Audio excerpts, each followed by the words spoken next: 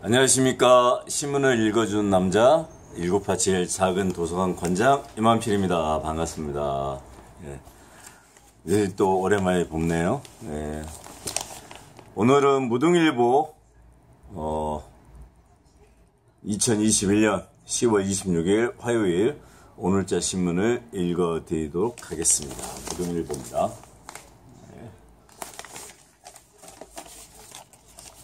무등일보 첫면에 일면에 KT 인터넷망 먹통의 자영업자 시민 분통 나왔네요. 실은 저도 어저께 경험을 했습니다. 네, 다른 지역에 있다가 언론사에 칼럼을 보냈었는데 그 언론사에서 칼럼을 실었는데 잘 안 뜬다고 그래요. 그래가지고 저도 들어가 보니까 들어가질 않아요. 그래서 한 20분 정도 뒤에 이제 언론사에 칼럼이 인터넷에서 뜨게 됐는데 어쨌든 어저께 여러 가지로 불편하신 분들이 많이 있었던 것 같습니다. 그래서 오전 11시 20분께 KT의 유무선 인터넷 서비스와 일부 통화 서비스가 장애가 발생을 했다. 그래서 강주 전남 지역에 시민들이 또 전국의 시민들이 많은 불편을 겪었다 얘기가 나왔습니다. 네, 이런 거 보면 실은 향후에 이 인터넷이라는 게 편리한 것도 있고 분명 손해보다는 이익이 되는 게 많죠. 인간의 삶에 있어서. 근데 어떤 해킹이라든가 아니면 어떤 다른 거에 의해서 그런 어떤 기본적인 시스템이나 체계가 깨진다고 한다면 아마 인간의 삶에서 굉장히 불편함이 있을 거예요. 근데 요건 단순히 인터넷 접속이나 이런 장애로 발생이 되는 거지만 만약에 이게 테러로 가게 된다면 어마어마하게 무시무시한 일들이 발생할 수 있는 그런 상황들이 충분히 있다라고 생각이 되고 그런 부분에 있어서 우리가 지나치게 이런 그 과학의 기술에 의존하는 것도 인간의 삶에 있어서 그렇게 좋지는 않은 것 같아요. 아무튼 여러 생각을 하게 됩니다. 합천 시민단체에서 5.18 현장에서 기자회견을 했다 얘기인데 저도 이 어제 기사를 보고 실은 우리 합천의 그 국민들에게 굉장히 뭐랄까 그 용기와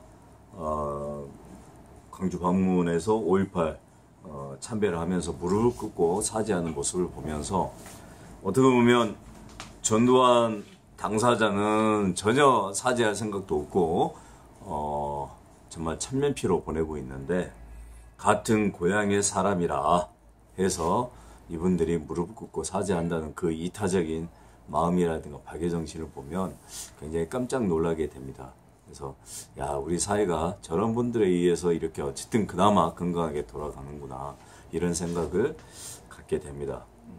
경의를 표합니다. 합천 구민들이 합천에 일회공원이라고 있어요. 이 일회가 전두환의 호죠. 호를 따가지고 일회공원. 옛날에 일회재단이라도 재단이 있지 않았습니까? 1980년대 후반에 50 특위할 때 바로 그때도 일회재단 얘기가 많이 나왔었는데 어쨌든 그 재단이 세종 재단으로 바뀌어가지고 지금은 성남에 학술 연구라든가 이런 부분에 이제 포커스 두고 활동을 하는데 어쨌든 그 당시 정주영 회장이라든가 굴지의 기업들이 한마디로 전두환에 의해서 삥땅을 뜯긴 거죠. 그래서 그 돈으로 본인이 대통령 그만두고 그 뒤에 할 일에 대해서 그림을 그려가지고 돈을 뜯어서 기업들한테 어마어마한 비용으로 재단을 만들고 뭘 하려고 했었는데 아무튼 그런 역사적 비극이나 내용들이 여전히 존재하고 그러는데 그런 흔적들을 지우기 위해서 여러 시민들께서 많은 노력들을 하고 있습니다. 아무튼 전두환 국립묘지 안장에 반대한다. 그래서 국민청원도 하고 있다고 하네요. 열심히 참여를 해 주셨으면 좋겠습니다. 그리고 광주에 어저께 확진자가 5명, 전남은 0명이었나요? 그래서 위드 코로나로 가는 파란불이 켜졌다 얘기가 나왔는데, 일단 전국적으로는 아직도 한 1000명 수준에서 나오고 있고 그러는데, 정부에서도 방침을 밝혔지만 11월 초부터는 반드시 위드 코로나로 가서 자영업자들 늦게까지 할 수 있도록 하고, 그다음에 여러 업체에 관련된 부분에 대한 내용들도 어쨌든 먹고 살고 숨을 쉬어야 될 거 아닙니까? 그래서 지금 많은 분들이 자살도 하고 폐업도 하고 여러 상황들이 벌어지고 있는데, 하루라도 빨리 위드 코로나로 가면서 이제는 코로나와 어떻게 하면 함께 갈 것인가, 독한 독감을 걸렸다라고 생각을 하고 그에 대한 치료나 방역 관련된 지침과 내용들이 좀 대거 전화를 했으면 좋겠습니다. 식당과 카페 등 생업시설이 24시간 영업할 수 있게 된다고 하네요. 정말 반가운 소식입니다. 희망을 갖고 우리 소상공인 분들, 자영업자 분들 한번 조금만 더 버텨봅시다. 광주 전남에 올해 예비교사 합격자 전원이 미발령 상태라고 합니다. 심각한 문제네요. 신규 교사를 채용을 해야 되는데 미발령이란 얘기는 자리가 없다는 얘기죠. 우리 초등학생들 인구가 절대적으로 줄어들고 있고, 그러면 당연히 초등학교 들어가는 학생들이 적어지게 되겠죠. 이런 상황에서 우리 예비교사들이 합격은 했는데 미발령 상태라는 건 대단히 큰 문제라고 생각이 됩니다. 교육 개혁도 굉장히 중요한데요. 제가 볼 때는 지금 현재 상황으로서는 여러 가지로 일자리 관련된 부분의 관점에서 보면 확대하고 늘리는 게 중요하다고 생각이 돼요. 지금 어지간하면 시골에 있는 학교도 또 막 통폐합한다고 다 없애잖아요. 그 문제 물론 비효율적이죠. 학생들 전교생이 한 5명 있는데 선생이 10명이다. 비효율적이라고 볼 수 있어요. 근데 국가는 그런 곳에 태어나서 자라고 있는 어린 아이들에게 교육을 시킬 수 있는 의무가 있는 거예요. 책임이 있고. 그렇다면 그게 경제의 논리로 봐가지고 수가 적으니까 무조건 폐교시키고, 그러면 그 선생님도 어떻게 합니까? 장학사 시킬 거예요? 그래서 적은 숫자로 수업이 이루어질 수 있도록 이런 방안과 내용들, 질 높은 교육에 대한 어떤 대책이 강구될 필요가 있다고 생각이 되고요. 지금 여기 교사도 많으니까 줄은다고 뭐 한다고 하면 그분들 다 어디로 갈 거예요. 그래서 그런 부분에 대한 좀 고민, 그다음에 현실적인 문제인데 급여 관련된 부분도 지금은 교사들이 옛날에는 박봉이라 해가지고 굉장히 어려웠고 힘들었죠. 네, 선생님들 스트레스도 많이 받고. 그런데 지금은 그때하고는 상황이 달라졌어요. 교사라는 직업이 그때보다 훨씬 더 안정적인 직업이고 또 급여도 많이 받고, 그다음에 또 중요한 것은 퇴직하고 나서 상당한 돈들을 받고 있죠. 그래서 그런 부분에 대한 내용들을 고려를 한다면 제가 볼 때는 급여 문제도 일정 정도 조정을 하면서 서로 들어오는 교사들을 좀 이렇게 많이 받아들이고 할 수 있는 어떤 내용들을 만들어가는 게 어떤가. 저번에 노조 같은 경우에도 정규직이 있으면 비정규직 어려운 부분이 있잖아요. 아니면 급여라든가 이런 부분에 대해서 일정도의 어떤 분담이랄까, 아니면 이제 근무 시간을 조절할 수도 있죠.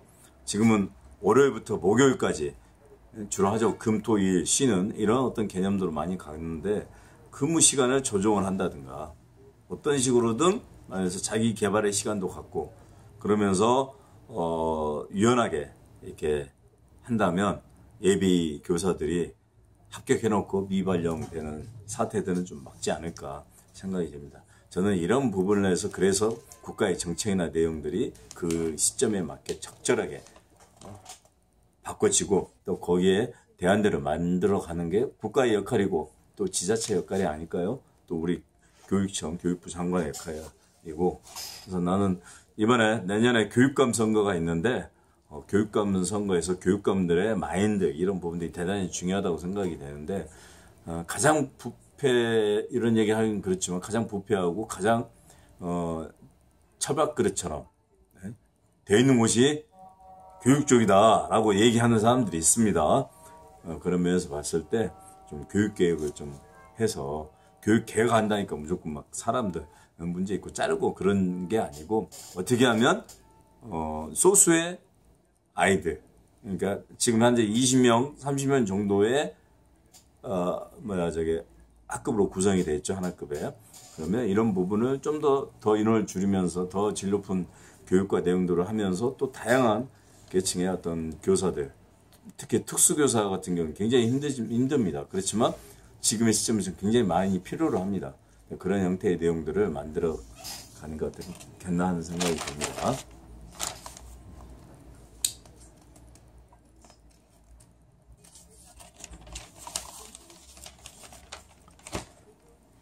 우리 이용섭 시장님이 긴급 기자회견을 국회에서 해가지고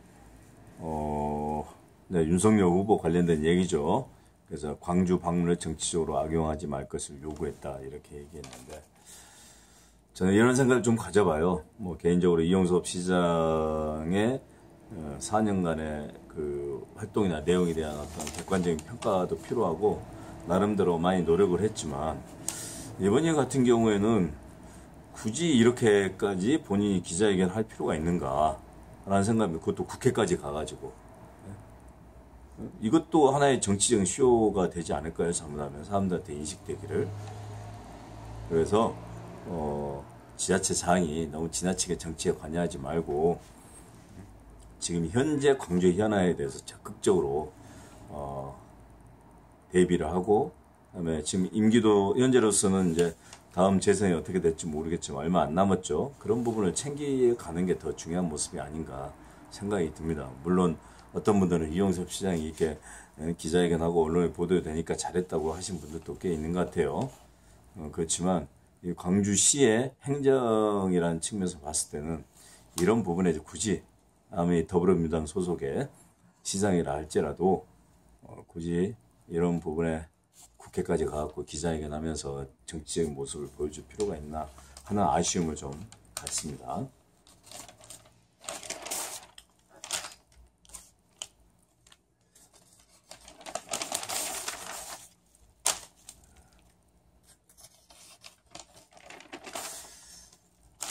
요즘에 신문 보는 사람들이 적죠. 잘 안 보죠. 종이신문이 갖고 있는 장점이 있습니다. 인터넷 신문으로 보고 하더라도 종이신문이 갖고 있는, 왜냐하면 어떤 기사나 내용에 대해서 편집을 하잖아요, 종이신문은. 그래서 거기에 또 타이틀을 하고, 그래서 저는 이 종이신문을 우리 어린 학생들부터 자주 접하고 볼 수 있도록 적극 권장할 필요가 있다고 생각이 돼요. 저는 개인적으로 종이신문을 한 7, 8부를 봅니다. 우리 지역의 신문도 많이 보고 중앙의 신문도 보는데 신문을 잘 읽고 하는 게 굉장히 중요해요. 특히 사고를 해나가고 어떤 사회 현상에 대해서 분석을 하고 하는 것들이. 그래서 저는 초등학교 때부터 그런 훈련이 필요하다고 생각이고, 저는 개인적으로 중학교 때 신문 관련된 부분에 대한 내용들을 관심을 갖고 많이 봤습니다. 그런 부분에 대한 어떤 사설이라든가 이런 부분에 대해서 논술 때문에 많이 이제 관심을 학부모들도 갖고 그러는데, 사설뿐만 아니라 전체적으로 신문을 보는 습관들을 많이 길러낼 필요가 있고, 뭐 이 작은 도서관이나 이런 데에다가 신문을 정기적으로 구독하게 하고, 집에서 구독을 못하면 그분들이 도서관, 작은 도서관이라는 데 와가지고 신문들을 적극적으로 볼 수 있도록 여건들을 또 마련해 주는 것도 굉장히 중요하다고 생각이 됩니다.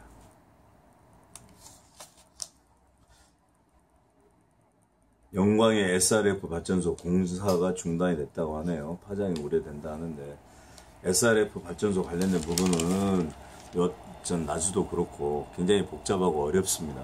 지역에 여론도 있는 거고, 또 어쨌든 SRF가 필요하다라는 어떤 뚜렷한 어떤 목적도 있는 거고, 그럼 어디에다가 어떻게 할 것인지 이런 관점이 굉장히 중요할 것 같아요.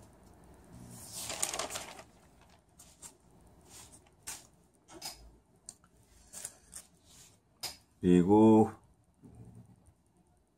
전남대학교 안효성 교수님이 올해의 젊은 과학자로 선정이 됐다고 합니다. 안효성 전남대 교수, 분야가 석유화학소재공학과네요. 미국 화학회 ACS의 고분자 분과로부터 미래가 기대되는 젊은 과학자로 선정이 됐다라고 얘기가 나왔습니다. 옛날에는 과학이 최고이고 과학기술이 최고이기 때문에 굉장히 양산하는데 많은 노력을 했죠. 근데 상대적으로 보면 지금 국가에서 부서도 그렇고 이 과학 관련된 부분에 대한 내용들을 좀 더 많이 부각시키고 의미있게 해야 되는데 그렇지 않는 부분이 없잖아 있는 것 같아요. 저도 중학교 때 과학자가 꿈이었습니다. 과학고등학교로 가고 싶었는데